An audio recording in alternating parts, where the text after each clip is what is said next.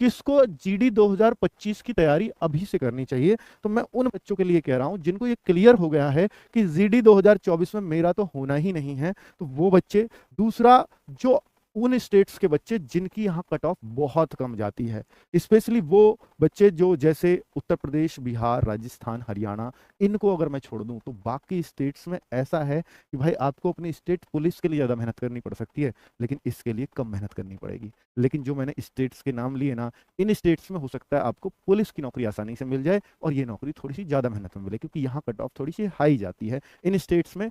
को मतलब इनकी वैकेंसीज उस हिसाब से, जिस हिसाब से होती हैं, उससे कट ऑफ थोड़ी सी हाई देखने को मिलती है। तो इन स्टेट्स को मैं ये नहीं कह रहा कि तैयारी नहीं करनी चाहिए, पर इनको थोड़ा सा ज़्यादा जोर लगाना पड़ेगा अपने मार्क्स अच्छे लाने में, क्योंकि यहाँ जो कट ऑफ है ना वो स्टेट वाइज लगती है।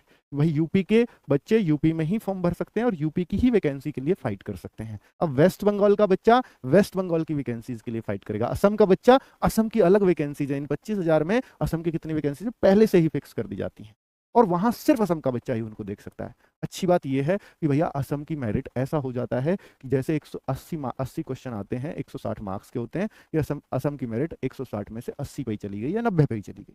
ऐसी वेस्ट बंगाल की भी करीब करीब इतनी चली जाती है। तो आप सोचो इससे आसान नौकरी कहाँ मिलेगी, और पेपर होता है बिल्कुल आसान। अगर आप आरडब्ल्यू से पढ़ रहे हो या यहाँ से पढ़ रहे हो तो वो सबको मालूम है।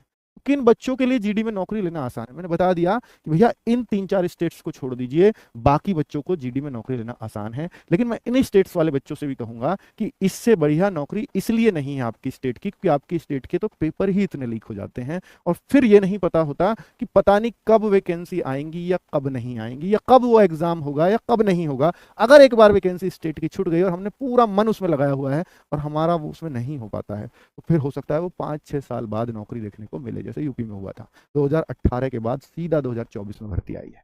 ठीक है, तो बीच में ओवरेज हो जाएंगे बच्चे। तो इसको अगर टारगेट करते रहोगे तो ये हर साल आपको मौका देती रहेगी। कोई बात नहीं, इस बार नहीं, अगली बार मैं पक्का ही इसको निकाल लूंगा, इतना विश्वास हो जाता है। अगर आपने तैयारी की है, बहुत मन से तैयारी की है, इस बार नहीं हो पाया, तो इतना आपको यकीन हो जाएगा कि यार मैं बिल्कुल मार्जिन पे रहा हूं या मैं 2-4 मार्क्स से रहा हूं, अगली बार तो 100% निकाल लूंगा, चाहे वैकेंसी कितनी भी आओ।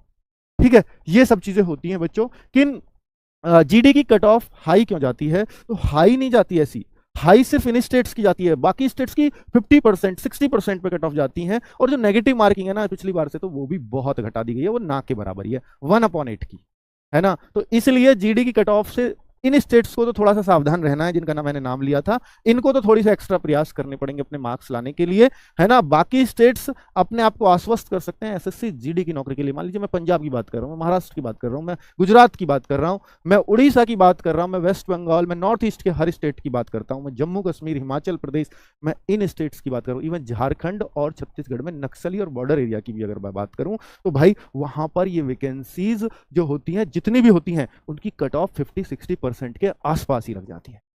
और जहां नेगेटिव मार्किंग ना के बराबर हो, वहां आधे नंबर लाना बहुत मुश्किल काम नहीं।